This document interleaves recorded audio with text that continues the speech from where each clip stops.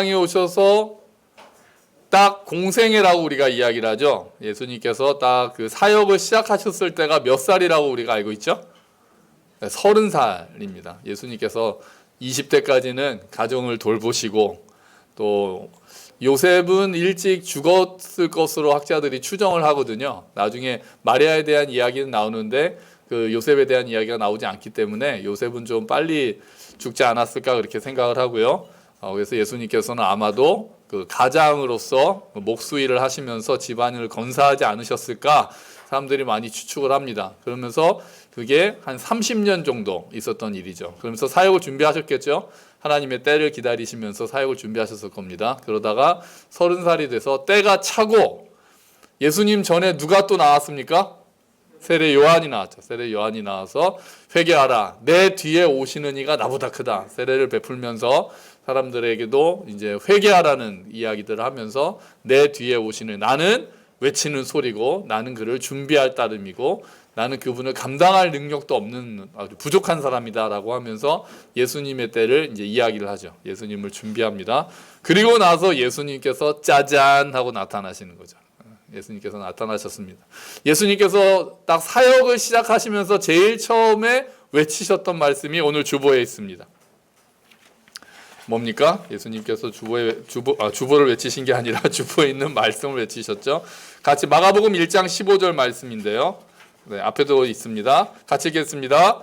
이르시되 때가 찼고 하나님의 나라가 가까이 왔으니 회개하고 복음을 믿으라 하시더라. 아멘. 아멘. 예수님께서 이렇게 말씀하시는 거죠. 때가 찼다. 그 때가 왔다. 드디어 두둥 때가 왔다. 그리고 하나님의 나라가 가까이 왔다. 그러니까 예수님과 함께 하나님 나라가 이제 이 땅에 임한 거죠. 그래서 회개하고 복음을 믿어라. 그러니까 하나님의 나라, 우리가 지난주에 봤잖아요. 하나님의 나라가 우리가 하늘나라라고도 하는 하나님의 나라는 우리가 죽어서 가는 천국만을 이야기하는 게 아니라고 우리가 지난번에 말씀을 드렸어요. 그래서 하나님의 나라는 하나님이 다스리시는 곳, 하나님의 통치가 임하는 곳이 하나님의 나라다, 그렇게 이야기를 했습니다. 그래서 예수님과 함께 하나님의 통치가 이 땅에 이제 눈에 보이게 드러나기 시작한다라는 것을 예수님께서 말씀하시는 거예요. 하나님의 나라가 왔다. 나와 함께 하나님의 나라가 이 땅에 임했다. 할렐루야.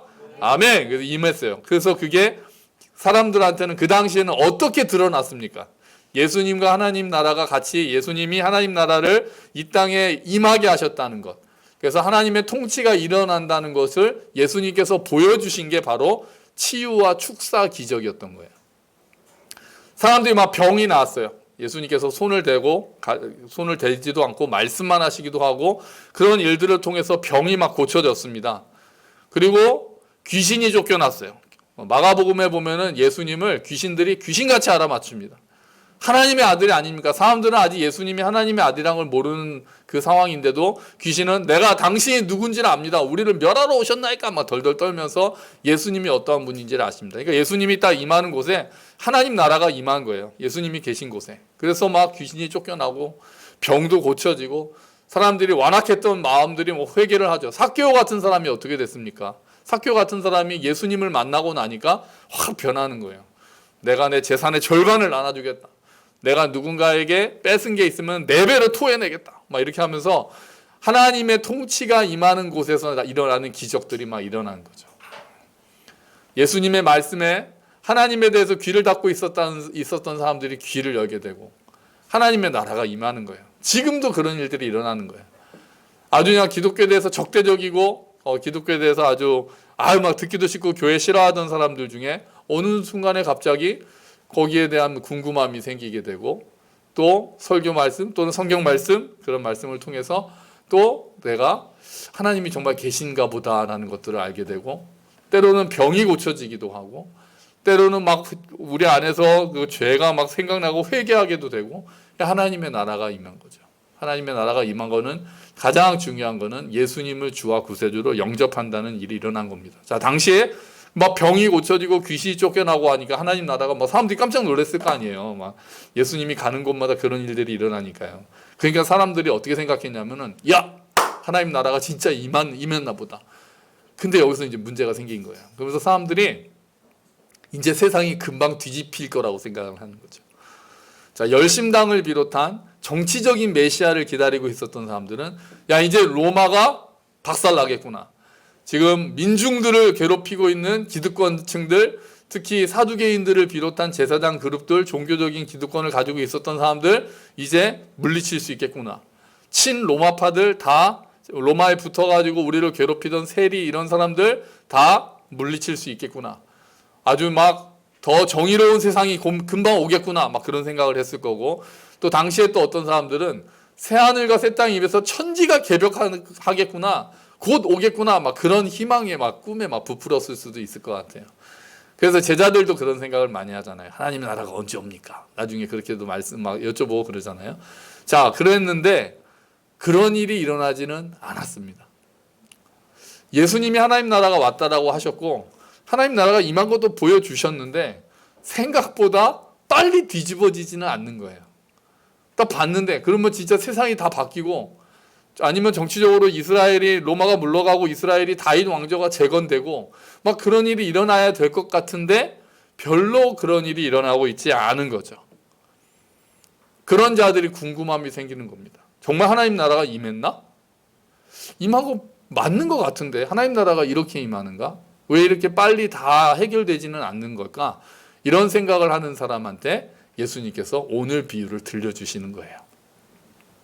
우리가 지난번에 땅의 비유에 대해서 봤어요. 4가지 땅의 비유를 지지난주에 봤습니다. 거기서 중요한 것, 그 씨가 열매를 맺는 거는 뭐에 따라서 달렸습니까? 땅이 어떤 땅이냐에 따라서 달라졌었어요. 길가에 있는 땅에 뿌려진 씨는 새가 와서 금방 쪼아먹고, 돌밭에 떨어진 씨는 싹이 텄는데 금방 말랐고, 또 가시덤불에 떨어진 씨는 싹이 터서 자라기는 하는데 염려와 유혹 때문에 금방 이렇게 시들어버리고, 좋은 땅에 떨어진 그 씨들만 30배, 60배, 100배 더 이상 가는 열매를 맺었다라고 땅이 얼마나 중요한가에 대해서 이야기를 했는데요. 오늘은 땅에 대해서 별로 이야기를 하지 않아요. 오늘 비유의 말씀은 농부에 대한 말씀도 별로 나오지 않습니다. 씨를 뿌리고 나서 농부가 하는 일이 특별히 없는 것처럼 나옵니다. 그냥 자고 깨는 동안에 그렇게 이야기를 하거든요. 보니까 자고 깨는 동안에 밤낮 자고 깨고 하는 중에 27절이잖아요. 씨를 뿌리고 나서 밤낮 자고 깨고 하는 중에 씨가 나서 자란다. 싹이 나고 이삭이 패고 곡식이 맺히고 나중에 열매가 있는다. 그런데 농부는 그게 어떻게 되는지 알 수 없다. 그러니까 씨앗의 생명력, 씨앗에 있는 생명력이 신비하다는 이야기를 하는 거예요. 씨앗에 있는 생명력이 신비하다. 그렇다고 농부가 게으른 건 아니겠죠. 열심히 일하겠죠. 하지만 결정적으로 씨앗이 자라나는 것은 그 씨앗의 힘에 달려 있었다. 하나님의 나라는 그 자체에 생명력이 있다라는 것을 보여주고 계신 거예요. 너희들은 지금 당장 뭐가 다 뒤집혀가지고 다 너희들이 원하는 세상이 금방 올 것처럼 생각했을지 모르고, 너희들이 보기에는 하나님 나라가 지금 너무나도 미약해 보이는 것으로 보이지만, 미약한 것처럼 보이겠지만 하나님의 나라 안에는 자체 생명력이 있어서 자라고 있다. 은밀히 자라고 있다는 거예요. 은밀히. 지금도 자라고 있다는 걸 보여주는 거예요. 자, 그래서 그게 농부에게 달려있는 게 아니라는 거예요. 하나님께 달려있다는 것을 오늘 보여주고 있는 거예요. 자, 그러면 오늘 이 비유가 당시 사람들한테 주는 말씀은 어떤 뜻이 있냐면요. 첫째로 예수님이 씨를 뿌리는 분이시면서 동시에 추수하시는 분이라는 걸 알려줘요. 여기서 말하는 농부는 1차적으로는 예수님 자신을 가리키시는 것 같아요. 씨를 뿌림과 같다고 그랬잖아요. 하나님 나라는 사람이 씨를 땅에 뿌린과 같으니, 그러니까 내가 와서 하나님 나라에 씨를 뿌렸다. 하나님 나라를 내가 이 땅에 왔다. 회개하라. 하나님의 나라가 가까이 왔다. 때가 찼고 하나님의 나라가 가까이 왔다고 하신 것처럼 내가 하나님 나라에 씨를 뿌렸다. 그러니까 하나님 나라가 열매로 빡 이렇게 오지 않는다는 거예요. 씨를 뿌리는 것처럼 온다는 거예요. 하나님 나라가 씨앗의 형태로 오는 거예요. 말씀을 뿌리고 복음을 뿌리는 씨앗의 형태로 하나님 나라가 임한 거예요. 우리는 열매를 당장 기대하잖아요. 또 결과를 기대하잖아요. 그런데 하나님 나라가 아주 은밀하게 씨앗의 형태로, 겸손한 형태로, 나중에 가면 겨자씨 비유가 나오는 것처럼 미약한 형태로 하나님의 나라가 임한다는 거예요. 우리 생각이랑 하나님의 생각이 너무 다른 거예요. 우리는 하나님의 나라가 강력하게 임하기를 원해요. 뭐가 와가지고 진짜 막 부흥의 물결이, 그냥 부흥의 불길이 타오르고 부흥의 물결이 일어나고 그냥 교회가 개척되면 막 성장하고 사람들이 막 변하고 그런 것들을 원하고 그런 사실들이 사실 하나님의 은혜로 일어나기도 하지만 하나님의 나라는 오늘 비유는 미약한 형태로 시작을 한다라고 보여주고 있는 거예요. 그런데 예수님께서 그 하나님의 나라를 가져왔다는 거죠. 그러고 나서 나중에 농부가 하는 일이 뭡니까? 농부가 마지막에 하는 일이 뭐예요? 추수죠, 추수. 그래서 예수님께서는 또한 추수하시는 분이다라고 이야기를 하는 거예요. 낫을 댄다라고 그러잖아요. 29절에 열매가 익으면 곧 낫을 대나니, 낫을 댄다는 것은 성경에서 항상 최후의 심판을 가리키거든요. 요엘서에서도 예언을 하면서 낫을 댄다라는 것은 추수할 때, 그래서 심판을 가리킨다는 말이에요. 최후의 심판은 하나님 나라의 완성을 가리키는 말이에요. 그래서 낫을 대서 추수한다는 것은 하나님의 나라가 완성되는 날이 온다는 거예요. 씨앗의 형태로 왔지만, 그래서 너희들 눈에 보이지 않지만 이것들이 자라난다. 하나님의 뜻 가운데서 자라나서 결국은 추수 때가 있다. 그리고 그때 예수님께서 또한 추수하신다는 거예요. 하나님의 나라에, 씨앗으로 온 하나님의 나라에 믿음으로 반응해서 그 하나님 나라에 들어가고 예수님을 주와 구세주로 영접한 사람들에게는 그날은 무슨 날입니까? 구원의 날이죠. 구원이 완성되는 날이죠. 새하늘과 새 땅이 완성되는 날이죠. 그런데 그 예수님의 말씀을 거부하고 씨앗의 형태로 온 예수님의 말씀, 하나님의 나라를 거부한 사람들에게는 심판으로 임하는 날이 그날입니다. 그때 열매가 익은 그때 추수 때에는 하나님의 구원과 심판이 동시에 임하는 날이 되는 거죠. 그래서 예수님은 추수 때 구세주가 되시면서 또한 심판주가 되시는 거예요. 구세주가 되시는 장면은 마가복음 13장 26절 27절 말씀에 있습니다. 그때 사람들이 인자가 큰 권능과 영광에 쌓여 구름을 타고 오는 것을 볼 것이다. 그때 그는 천사들을 보내어 땅끝에서 하늘 끝까지 사방에서 선택된 사람들을 모을 것이다. 아멘. 이렇게 마지막에 예수님께서 모든 사람들을 심판하시면서 동시에 선택된 백성들을 모으시는 장면이 마지막 때에 일어나는 장면이라는 거예요. 그래서 오늘 비유는 첫 번째는 예수님이 농부셔서 하나님 나라에 씨를 뿌리시면서 또한 추수가 있을 것이다. 그래서 추수 때는 반드시 있다는 것을 보여준다는 거죠. 자, 이 비유는 또 예수님께서 이 땅에서 하나님 나라를 시작하시고 또한 그 하나님 나라가 완성될 날이 있는데 그 믿음으로 하나님 나라에 들어오게 되고 종말에 하나님께서 심판하실 날이 있는데 그 사이에는 농부가 모르는 사이에 하나님의 나라가 자란다는 걸 보여줘요. 예수님께서도 뭐라고 말씀하십니까? 그때는 예수님께서 물어보시죠. 사람들이 언제 하나님 나라가 임합니까? 언제 그런 것들이 완성이 됩니까? 라고 할 때 예수님께서 이렇게 대답하시죠. 마가복음 13장 32절입니다. 주보에도 있습니다. 그러나 그날과 그때는 아무도 모른다. 하늘의 천사들도 모르고 아들도 모르고 오직 아버지만 아신다. 아멘. 그러니까 예수님조차도 모른다고 말씀하시는 거예요. 그러니까 그날이 있다는 건 확실하게 말씀하세요. 추수 때가 있을 것이다 라고 아까 첫 번째 말씀드렸잖아요. 추수 때가 있을 것이다. 그런데 그날은 모른다. 아들조차도 모른다. 농부가 알지 못하는 사이에 그 씨가 자랐던 것처럼 아들조차도 그때는 언제인지 모른다.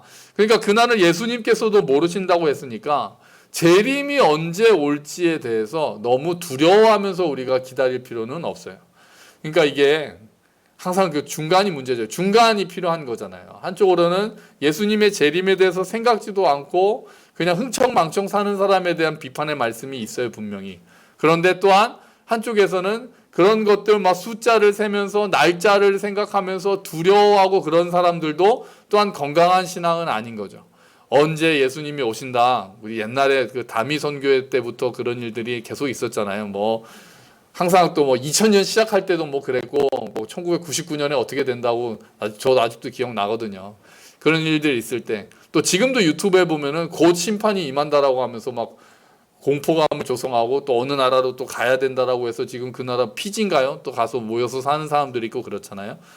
예수님께서도 모른다고 하신 때에 대해서는 종말에 대해서는 우리가 그래서 긴장감을 가지고 예수님께서 다시 오신다. 추수 때가 반드시 있을 것이고 그 추수 때에 하나님의 심판과 구원이 임한다라는 것들을 알고 우리가 깨어 있어야 되겠다라고 하지만 그날에 대해서 너무나도 두려워하면서 건강하게 신앙생활을 하지 못하는 것은 바른 모습은 아닌 거죠. 예수님도 모르시니까 예수님께서는 계속 말씀하시는 게 깨어 있으라고 말씀하시는 거예요. 이 비유는 그 말씀도 보여주고 있다는 거죠. 근데 이 비유의 핵심은, 가장 중요한 말씀은 결국 뭡니까? 하나님 나라는 뭐 하고 있다는 거예요, 지금? 잘하고 있다는 거예요. 아멘. 아멘. 위로가 되지 않습니까? 하나님 나라가 잘하고 있다는 거예요. 성장의 과정이 있다는 거예요. 싹이 나고 이삭이 패고 익고 곡식이 이제 추수할 때가 되듯이 하나님 나라에도 성장의 과정이 그 열매가 맺는 것처럼 순서대로 자라는 게 있다는 거예요. 우리가 그걸 땡기고 싶어요. 어떨 때는 바로 그냥 씨를 심자마자 다음날 가가지고 열매를 확 먹고 싶잖아요. 근데 그러지 않고 하나님의 나라는 눈에 보이지 않지만 자기의 생명력을 가지고 과정을 거쳐서 자라고 있다라는 것을 보여주신다는 거예요. 사람들이 알지 못하는 사이에. 언제까지요? 하나님이 정하신 때, 추수 때까지 자라고 있다는 거예요. 예수님의 이 말씀대로 하나님의 나라는 처음에 너무 미약해 보였어요. 너무 미약해 보였어요. 예수님이 가져오신 그 하나님의 나라가 십자가에 달려 죽으시는 것까지 보면서 하나님의 나라는 너무나도 약하다는 생각을 할 수 있었어요. 그런데 아주 미약해 보이는 몇 명의 제자들에게만 맡겨졌던 그 하나님 나라가, 그 복음이 이제 예루살렘에서 시작해서 사마리아로 그리고 땅끝까지 퍼져가기 시작하죠. 그렇게 해서 지금 온 세계를 덮고 지금도 하나님의 나라는 성장하고 있습니다. 우리에게까지 하나님의 나라가 임했어요. 정말 예수님과 관계도 없는 수천 년 전, 또 수천 킬로가 떨어져 있는 우리에게까지 하나님의 나라가 임해서 우리가 예수님을 주와 구세주로 영접했고, 지금도 아직 많은 선교사님들을 통해서 아직 예수님을 알지 못하는 사람들에게로 하나님의 나라가 막 점진적으로 그들에게로 가서 스며들고 있습니다. 지금도 하나님의 나라는 자라고 있는 거예요. 그리고 언젠가 때가 되면 예수님께서 심판주요 구세주로 오셔서 하나님의 나라를 완성하신 날이 곧 올 거라는 겁니다. 자, 그래서 이 비유는 기본적으로 예수님께서 하시는 말씀을 보여주는 비유예요. 예수님이 거기에 대해서 대답하시는 거예요. 왜 하나님의 나라가 이렇게 금방 임하지 않습니까? 라고 이야기하는 사람들에게 은밀히 자라고 있다, 그렇게 말씀하시는 거예요. 자, 그러면 우리는 이 말씀을 어떻게 받아들일 수 있을까요? 여러분, 우리도 비슷한 질문을 할 때가 많지 않습니까? 하나님의 나라가 이 땅에 예수님과 함께 임했다고 그러고, 근데 왜 이렇게 복음이 힘이 없나요? 왜 지금 세상에는 이렇게 악이 여전히 또 득세하고 있습니까? 왜 불의한 사람들이 더 잘 나가는 것 같이 보이는 거는 왜 예나 지금이나 예수님이 오신 다음에 이 땅에 하나님의 나라, 하나님의 통치가 임했는데도 왜 아직도 그런 일들이 많이 일어납니까? 라고 답답하기도 하시죠. 답답하기도 하시죠. 저도 그럴 때가 많거든요.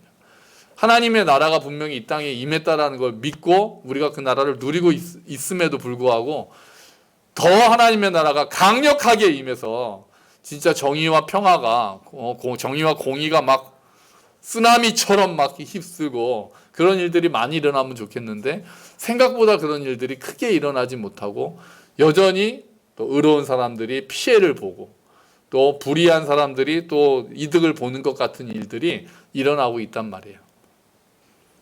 또 이 세상만 보는 것도, 이 세상만 보는 것이 아니라 우리에게도 그렇잖아요. 우리에게는 또 왜 이렇게 고난이 여전히 있을까? 하나님 나라를 우리가 누리고 있는데, 임했는데 왜 우리에게는 고난이 있을까? 아니, 나는 왜 이렇게 안 변할까? 하나님의 말씀을 듣고 있는데 왜 우리는 그렇게 변하지 않을까? 나 자신을 보면서 답답하지 않으세요? 나도 막 하나님 더 뜨겁게 사랑하고 막 그렇게 막 확 뒤집어지고 그런 역사를 경험하면 좋겠는데 왜 그러진 못할까? 여러분, 자녀들을 보면 어떠세요? 예배에 끌려 나와서 제대로 예배도 드리지 않는 우리 사춘기의 청소년들을 볼 때 부모님들의 마음이 왜 이렇게 그냥 교회에서 자라왔는데 또 얘는 이렇게 변하지 않을까? 정말 이 아이들이 하나님의 말씀대로 자라서 하나님을 경외하는 아이들로 자랄 수 있을까? 또 내가 기도하면서 오랫동안 말씀을 전하고 있는 사람들을 생각하면서 또한 같은 생각을 할 수 있죠. 우리 자녀들, 또 가족들, 아직 믿지 않는 가족들, 내가 지금까지 기도하고 있는데 정말 그들도 함께 예배를 드리게 해달라고 기도하면서 또 섬기고 있고 사랑하고 있고 또 수고하고 있는데 왜 이렇게 복음의 열매가 맺히지 않는 걸까? 고민하고 있는 경우가 많은 거예요. 그분들에게 오늘 이 말씀이 위로를 주는 거예요. 이 말씀이 있는 거예요. 하나님의 나라는 은밀히 자라고 있다는 걸 보여주고 있는 거예요. 씨를 뿌리는 사람이 알지 못하는 사이에도 하나님의 나라에는 생명력이 있어서, 말씀에는 생명력이 있어서 그 말씀이 자라고 있다는 것을 보여주고 있는 거예요. 우리는 조급하게 생각할 때가 너무 많아요. 우리는 빨리빨리에 익숙해진 사람들이잖아요. 바로 열매를 보기를 원하죠. 바로. 조금이라도 어떻게든지 더 인위적인 방법을 써서라도 어떻게든지 빨리빨리 이런 것들을 우리가 취하기를 원하는 사람들이 바로 우리들이란 말이에요. 그래서 때로는 하나님께서 생각하시는 방법보다 우리는 그 시간을 단축시키기 위해서 무리한 일들을 할 때가 있어요. 예를 들면 아브라함이 하나님의 약속을 기다리지 못하고 하갈을 통해서 이스마엘을 낳는 장면이 있죠. 하나님께서 약속의 자녀를 주시겠다라고 말씀하셨는데 아브라함은 결국 기다리지 못했어요. 아브라함과 사라는 결국은 인간적인 방법을 써서 하갈을 통해서 이스마엘을 얻었습니다. 그런데 그게 결국은 그 가정에 불화를 일으켰잖아요. 하갈과 사라 사이에도 문제가 생겼고 이스마엘과 이삭 사이에도 문제가 생겨서 그들을 쫓아내라고 하시고 이스마엘이 결국은 또 이삭과 대적하는 사람처럼 되고 그렇게 됐잖아요. 하나님의 방법과 하나님의 때는 신실하게 씨를 뿌리는 것들로 이루어집니다. 말씀의 씨를 뿌리는 걸로 이루어져요. 거기에 대해서 그 다음에 농부에게 필요한 것은 인내와 기다림인 겁니다. 하나님께서는 약속의 때에 이삭을 허락하셨습니다. 약속의 때였습니다. 하나님의 때였습니다. 하나님께서 생각하신 그때 이맘때, 내년 이맘때 사라에게 아기가 있을 것이라고 말씀하신 그 약속의 때가 있었고 그때 이삭, 약속의 자녀를 얻게 되었습니다. 하나님께서 지금도 씨를 자라게 하고 계시는 줄로 믿습니다. 이게 그래서 어떤 그 목사님이 이 그 구절을 설교를 하시면서 잠을 자라고 권면하신 적이 있어요. 설교자들한테. 목사님들한테 설교를 하신 거예요. 목사님들을 모아놓고 세미나를 하시면서 이 본문을 가지고 한 다음에 목사님들 교회가 성장하지 않는다고 사람들이 변하지 않는다고 너무 막 안달복달하지 마시고 이 말씀을 믿고 설교하고는 푹 자라. 여기서 농부도 자지 않느냐 이렇게 설교하시는 분도 계세요. 농부가 자고 밤낮 자고 깨고 하는 동안에 씨가 자란다. 그러니까 막 너무 이렇게 막 안달복달하지 마시고 편하게 주무시라고 그렇게 설교하신 분도 계시더라고요. 여러분 하나님께서 그 씨를 자라게 하시는 줄로 믿습니다. 그게 얼마나 감사합니까? 그게 내 힘에 달려있다면 씨를 뿌리고 기도하고 하는 나에게만 달려있다면 우리가 씨를 자라게 할 수 있는 사람이 아니잖아요. 그런데 은밀히 자라고 있다는 거예요. 우리는 눈에 보이는 결과를 막 빠른 결과들을 원하지만 하나님께서 그 때를 보시면서 그 안에서 천천히 말씀을 통해서 역사하고 계신다는 거예요. 물론 이게 우리가 아무것도 안 해도 된다 그 얘기는 아니죠. 우리의 게으름을 정당화시켜주는 말씀은 아니죠. 고린도전서 3장 6절에 보니까요. 주보에 보니까요. 나는 심고, 이게 나가 누굽니까? 바울이죠. 나는 심고 아볼로는 물을 주었습니다. 그러나 하나님께서 자라게 하셨습니다. 아멘, 아멘. 하나님께서는 자라게 하시는 분이고 바울이 그렇다고 아무 일도 안 하고 그러니까 우리는 높시다가 아니죠. 나는 열심히 심었다. 복음을 전했고 교회를 세웠고 아볼로는 물을 주어서 교회를 성장하게 하고 사람들을 성숙하게 했다. 그것에 대해서는 상이 있을 거다 말씀하세요. 하지만 중요한 것은 뭐냐? 자라게 하시는 이는 하나님이시다라고 이야기를 하는 거예요. 여러분 이 말씀을 믿으면 우리가 어떤 마음을 가져야 합니까? 낙심하지 말아야 되겠다라는 생각을 하게 되는 거예요. 낙심하지 않고 계속해서 씨를 뿌리는 일을 해야 되겠구나. 조급해하지 말고 씨를 뿌리자. 여러분 기도의 씨를 뿌리십시오. 말씀의 씨를 뿌리십시오. 사랑의 씨를 뿌리고 헌신의 씨를 뿌리십시오. 그 씨가 하나님의 은혜로 자라난다는 것을 믿으시기를 축원합니다. 자라날 것입니다. 은밀히 자라고 있을 것입니다. 우리가 보기에 답답하고 결과가 열매가 확 일어나지 않아서 우리가 답답할지 몰라도 우리는 이 말씀을 붙들고 주님 지금 은밀히 그 씨가 자라고 있음을 믿습니다 하면서 하나님께 대해 하나님을 더 의지하고 그 하나님께 소망을 두고 인내할 수 있는 겁니다. 그래서 시편 기자가 이렇게 노래하는 거죠. 시편 126편 5절 6절 이 말씀은 같이 읽을까요? 눈물을 흘리며 씨를 뿌리는 자는 기쁨으로 거두리로다.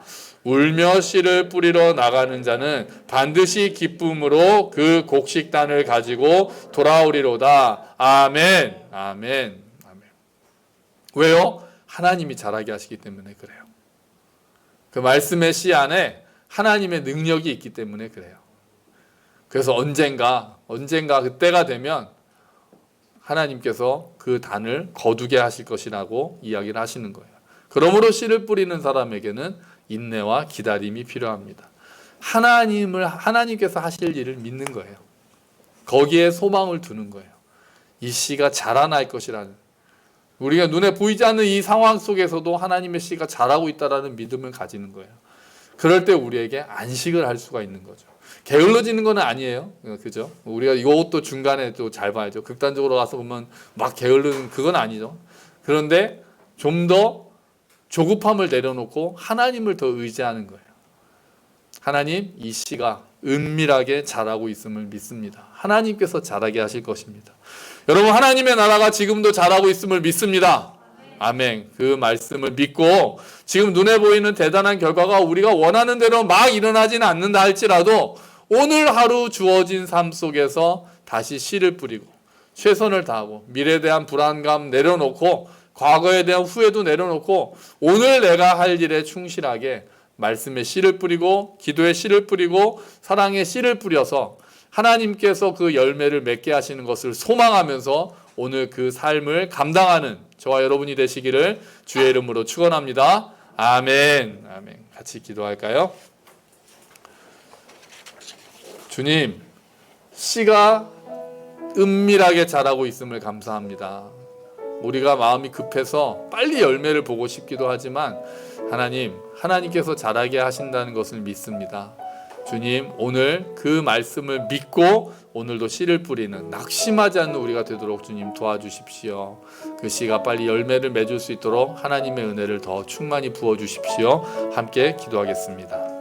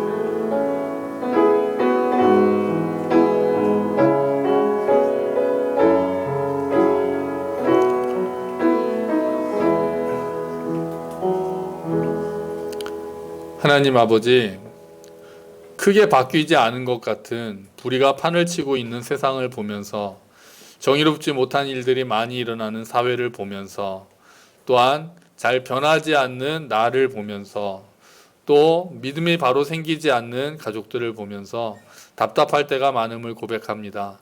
그러면서 우리가 무엇을 잘못하고 있는 것은 아닌지 조급함이 있을 때도 많음을 고백합니다. 하지만 주님, 오늘 말씀을 통해서 그 씨가 은밀히 자라고 있다. 하나님의 나라가 지금도 자라고 있다는 말씀을 주시니 감사합니다. 주님, 우리가 낙심하지 않도록 도와주시옵소서. 소망을 가지고 계속해서 씨를 뿌리는 우리가 되게 하여 주시옵소서.